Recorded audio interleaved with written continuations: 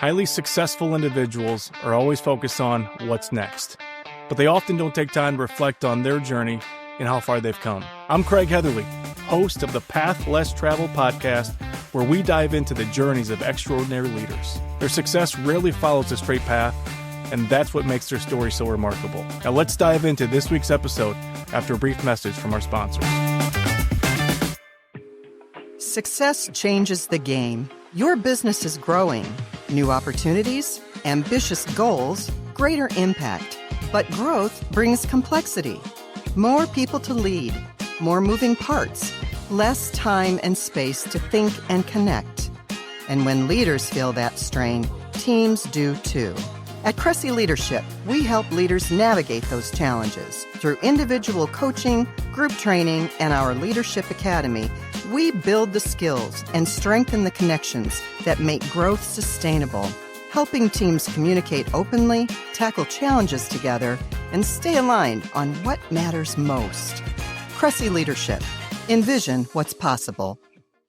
A big thank you to Senior One Care for sponsoring today's episode.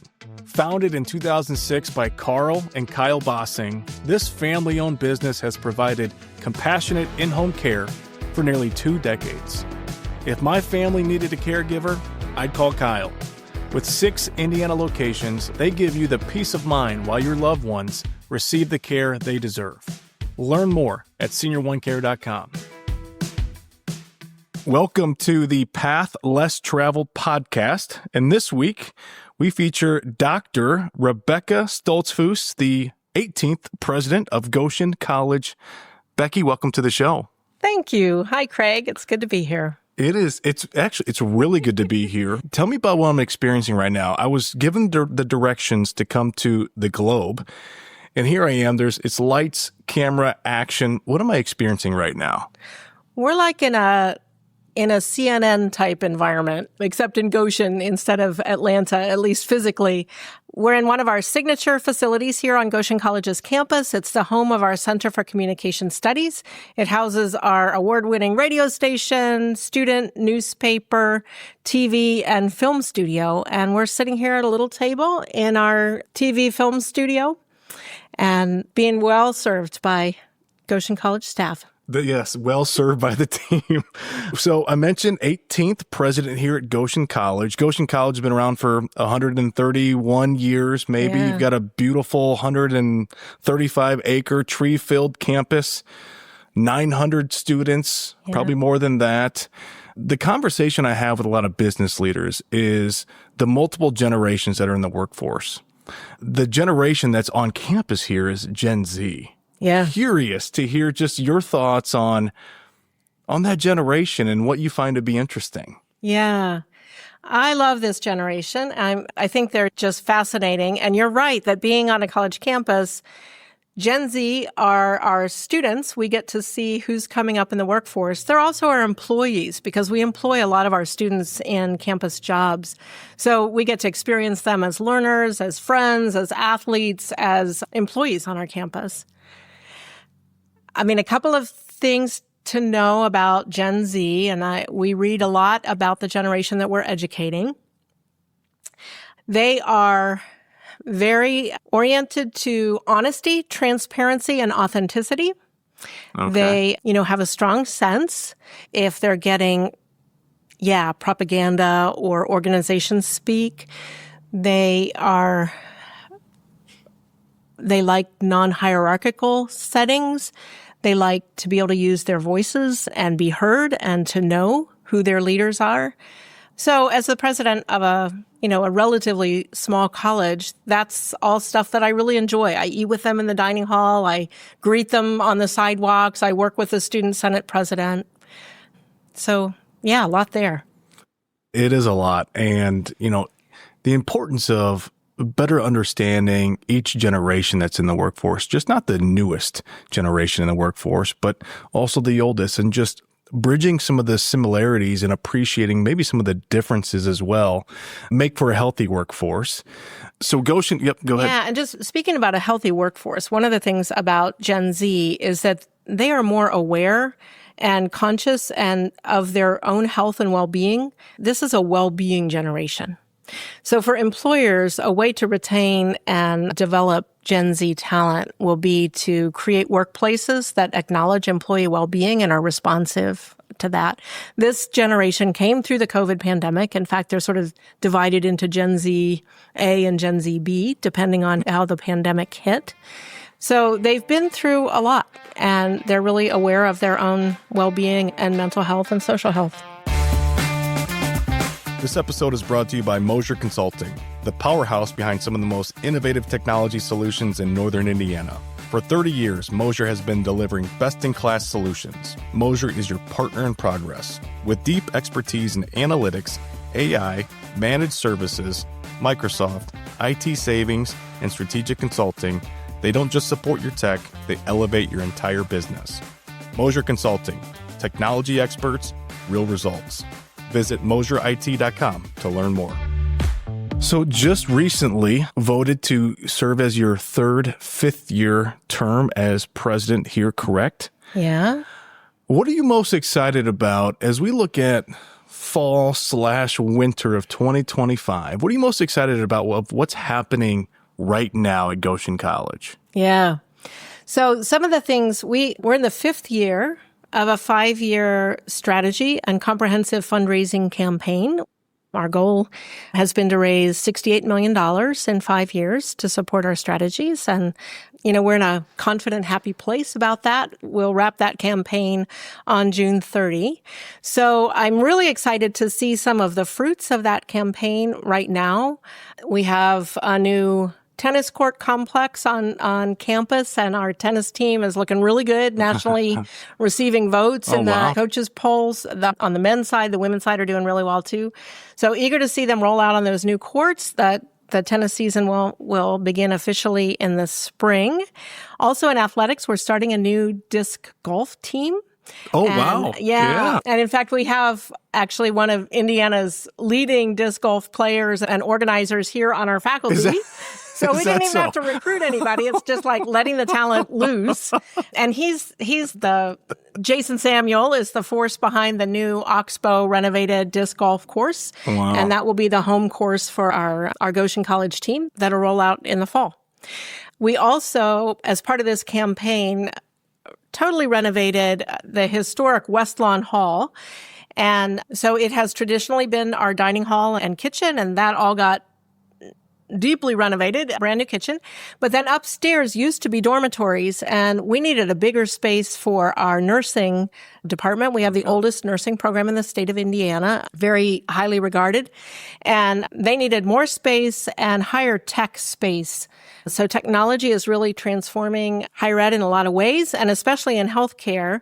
There's a lot of simulation going on now in terms of student learning. So instead of students learning, what do you do when a real human being is having a heart attack or giving birth to a baby, they can practice first on a high fidelity mannequin and so it's a good way to learn all those skills and the muscle memory of responding in a crisis before you try it on a human. The evolution, of education is fascinating. Whereas, it was text. Yeah. And now it's a lot more hands-on, and there's even AI that's built into some of the different ways to learn with, the glasses or the vid things. It truly is interesting how we're continuing to evolve our workforce to meet challenges that are ever evolving. The title of the podcast is The Path Less Traveled. Mm-hmm. And when you think about that, what comes to mind with your leadership journey, either as of late since, being here in 2017 as the president of Goshen College, or even dating back to childhood? Yeah. Well, a couple things come to mind. One thing that I would say is that Goshen College is deeply rooted in the Christian faith and Christian education tradition. And some of the things that means for us is that we want to prepare students with the highest quality of education for great careers. And it's right in our mission statement that we want to integrate that with active love for God and neighbor. So that's a bit of what I think of when I think of the path less traveled. We want to graduate folks from Goshen College, students from Goshen College, who have a strong center and moral compass and are willing to speak and act what is true and loving in the world. And that sometimes takes us along the path less traveled. Another thing that is part of our Goshen College journey is that we want college and higher education to be both rigorous and joyful. Yeah. And often education is associated with stress. And some amount of stress is good, and we certainly want to hold the bar high. But we also want to be the kind of community of support and just friendships, because we know that people learn best when they're happy and when they feel like they're around people who are cheering them on. So we really embrace joy in learning and joy as a sign of the kind of community that we are. When you think about the word joy, and I think everybody should ask those that are closest to them, and even just those that aren't closest to them, the question, what brings you joy? Yeah. Because you're going to learn a lot about somebody. So when you think about just joy in your life, I mean, what brings you joy? You know, relationships, I think, is fundamental to that. And, you know, research would bear that out. The single strongest predictor of a joyful life is the quality of your human relationships. So to be educated in good, healthy relationships, and that means making mistakes, experiencing grace and forgiveness, experiencing challenge, experiencing help, is all part of the educational journey, because ultimately we're not just sort of brains walking around on top of bodies. We need to bring our whole selves to our work and to our lives and to our families. And relationships are probably the most formative aspect, really, of our lives. And that happens in the classroom with other students and with faculty members and in internships and residence halls and athletic teams. So really focusing on relationship-rich education as a source of education and as a source of joy. I think for me, too, it is a joyful thing when you feel that you've come to know yourself and your sense of worth and the particular sparkle that you bring to the world that nobody else can bring to the world. That's a joyful realization, too. When you walk into a room, a classroom or a group project room or a team, and you know that you're part of the goodness that's going to happen. Well, I want to pull on that thread a little bit, because I get asked, what's your biggest regret in life or your biggest failure? And for me personally, it's not discovering who I am, not discovering how I show up in a room, not discovering what brings me joy. But this self-discovery journey that you can now confidently walk into a room and know exactly what you bring and how you're being received by others. Tell me more about that journey for you. Yeah. I think, I'm very definitely in the second half of life. And I think one of the things that happens in the human journey is that a good part of young adulthood is like really working the things that you're good at. For me, I was a good student. I was academically strong. And so you discover these things and you think, oh, that's what I'm going to bring to the world, or that's how I'm going to, create Becky or create who I am. Right. And so I think you become sort of overly attached to maybe some of your talents when you're young. And part of it's wonderful that we have long lives as humans, usually. And, we can live with ourselves for a while. And I'd say part of the coming around to a more joyful life for myself was realizing that I didn't have to be the smartest person in the room, that I was more than my brain, and that I discovered so much joy in sort of understanding how to bring the best out of people, including myself, but really trying to sense who I was with, what they needed in the moment, and bring the best out of both of us or all of us. And yeah, personally, that involved, metaphorically kind of moving from my head to my heart. Oh, that's good. I'm happy we unpacked that a little bit. You've been leading for a while. Yeah. I guess describe for us just your leadership style and then also maybe some strengths that you talked about early on in your career, but maybe you still rely heavily on and lean into. Yeah. My leadership style is quite collaborative. I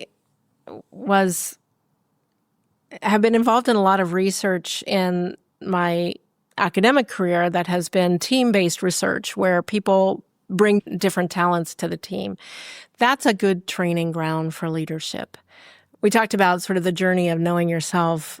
You have to also know your team, know, who's going to move fast, push the team, who's going to move slower, ask those critical questions, slow things down, maybe for the good, maybe need to be nudged along sometimes, who are more risk takers and who are more risk averse. And so I would say that my leadership style is quite team-oriented. I like not being a hub and spokes kind of team where my leadership team is relating to each other through me. I like them to relate to each other. And, just really encouraging us to act as sort of a network rather than a hub and spokes. You're talking about, earlier you mentioned sports and the teams and, what's happening here on campus. You're talking about right there is identifying individuals on your team and letting them be stars in their roles and playing a different role on the team. And all roles are needed. All roles are important. I asked one of your teammates, Marlene, just what your superpower is as a leader. And she said your adaptability in different situations. But it was in the context of you find a way to respond to the ever-changing landscape of higher education without compromising mission, values, and vision. This idea of adaptability in different situations, what do you attribute that to? Yeah, well, the world is changing around us really fast. So you can't have one set of tactics and just stick to them. I don't think. Not in higher education, not in the world as it's playing out today. I think it's important to understand, what is true and constant, what's the through line of your organization, and what is dynamic and malleable, and what needs to shift and adjust and change. And I think change is hard, and the world's been throwing a lot of change at us as humans. So it's easy these days for people to feel overwhelmed by change. It helps people adapt and be adaptable if some things are not changing, and if you can articulate those. This was the Goshen College of the past. This is the Goshen College of today. This will be the Goshen College of the future. I can see that through line, and we can work together on that through line, and we can stand on that firm ground. And technology is changing all around us. Our students are changing. They've had different life experiences in their young lives that are coming. We have to adapt to them. We have to adapt to a changing economy.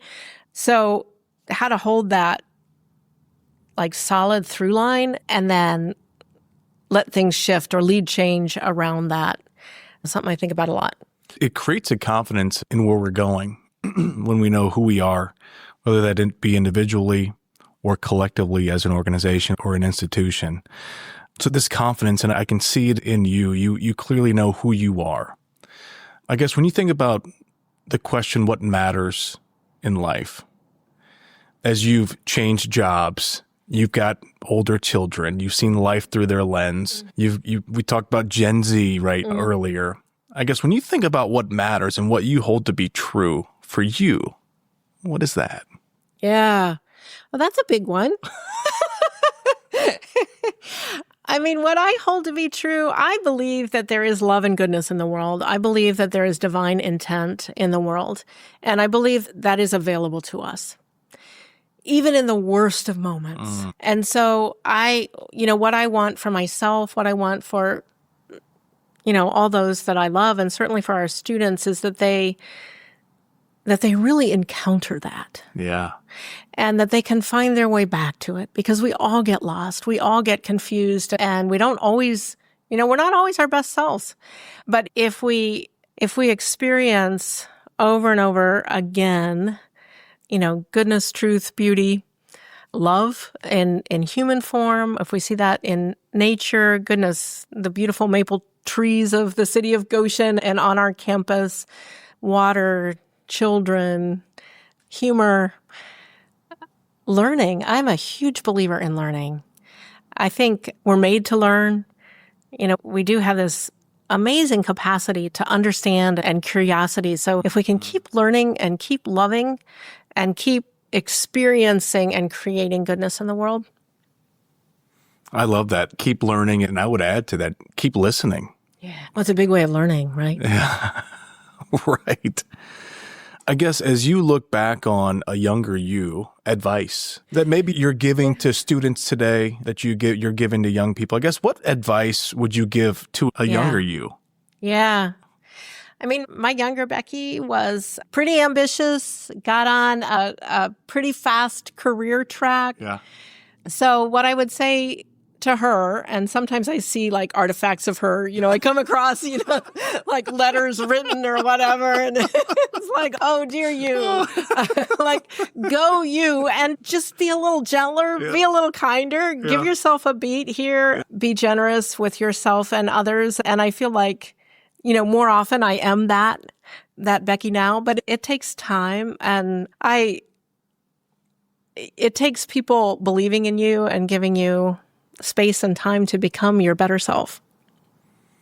Some will say, the hills pay the bills, or when you're in the valley, everybody gets a good look at you. Yeah. When you're on the mountaintop, you get a good look at everybody. But it's some of those valleys and those hard times in which we find out who we are. As you think about just maybe some failures or moments of being in the valley and maybe a lesson you learned throughout that time, does any moment, any experience, any time in your career come to mind there?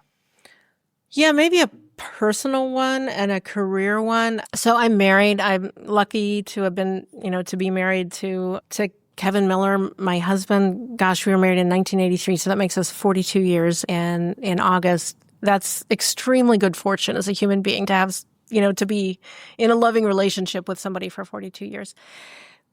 Part of that experience for us was a prolonged period of infertility before we could have children. And that was just very hard and painful. So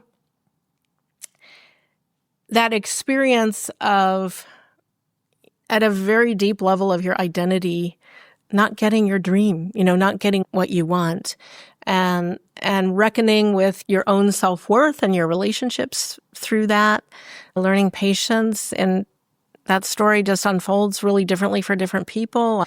And our story unfolded with, eventually the blessing of two children, Lydia and Gabe. But I look back at that period of my life as one of just prolonged grief. And those valleys, as you say, are something that you would never wish on anybody. And we do gain from them with the right kind of support around us, perseverance and patience and courage and a larger perspective on ourselves and other people who are going through suffering. It increases our compassion. So that's a personal example. On the professional side, I think, like I said, I was on a fairly ambitious, hard-driving career track. And I remember another kind of valley, and it seems weird that this is a valley, but it was, of sort of realizing, man, I've climbed the ladder.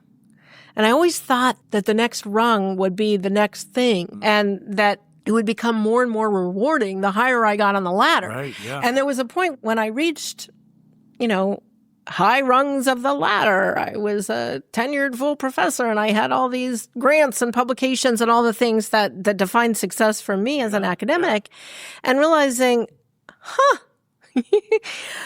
what do I do next? And what did I do that for? And what was that really all about? And figuring out where the true meaning of my life was to lie or would be found, and moving out of a stance of like performing to the standard of other people, performing to those external standards of accomplishment that were set for me by others, to going more deeply within and saying, what's my life going to be about in the end? And embracing that, then having the courage to, in my case, letting go of some of those markers of accomplishment, or letting go of chasing that and saying, I want meaning. I want to have impact on other people's lives and not just my own CV. And what would that look like? And for me, devoting myself to the education of young people instead of my own research accomplishments was a really meaningful bend in the road. Looking for top talent in tech or professional fields? Avero Talent connects businesses with exceptional candidates, specializing in tailored recruiting solutions that match the right skills to your team's needs. Whether building a team or searching for a tough-to-fill position, Avero Talent delivers the expertise you need to hire smarter, faster, and with more confidence. Let us help you find your next star employee. You're describing the joy of the journey, and we all need to define like what success looks like for us, while also keeping in mind and at the forefront of what our identity is. Versus comparison, right? It's the thief of all joy. It is. And that's what I love about this podcast is driven individuals are focused on what's next. Yeah. And it's more, and it's more, and it's more. But I really hope that this allows us to take time to enjoy, reflect on the journey. You mentioned a valley, but supporters that help pull people out of those valleys or those tough times in life. When you think about mentors or that support system, I'm sure a few come to mind, but any individuals in particular, and what did they do in those moments for you to bring you out of it? Yeah. I think of people who saw in me potential that I didn't see in myself. I think sometimes we're unable to see our own or believe in our own talent and capabilities. So to have people, mentors around us that see potential in us, that see gift in us and can name that for us when we can't see it ourselves. The metaphor of a valley, or when you're in the valley, you are more likely to be in shadow than when you're on the mountaintop. You can't see the light. Yeah. And so if you have companions with you who are able to see the North Star when you've lost it, or see where the light will be shining and help you walk toward that. Yeah, people to navigate with hope when you're in the valley and have lost track of the light matters a lot. And people who just role model that kind of goodness that we were talking about earlier. So I think in a well-lived and blessed, fortunate life, we accumulate stories, relationships, role models that we can tap into. People that may be passed on by now, or people that may be geographically not in the same space as us, but help ground and orient us. We remember their story. We remember, maybe these are our ancestors, or maybe they're friends close or far, but sometimes we just need to rely on other people's stories and love when we kind of lose ourselves. That's good. I'm thinking about, how hard it is to be in the moment and to be present. And then also mentors and people of influence and supporters in your life and the moments in which they met and which you needed from them. And they may be with you during the duration of your life or just a small part, but how important it is that we are present in the moment because we have no idea what the other person needs right there. Yeah. And you could change the trajectory of somebody's life just by being present there for them. You may not be particularly a lifelong mentor of theirs, but you can play a big role in their story. One or two final questions before we wrap up here.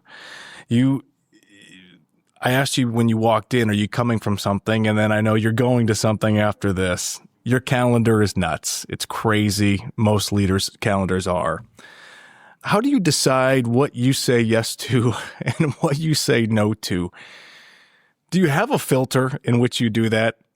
Because a lot of listeners are like at the edge of their seat right now, in case you do. It's so hard.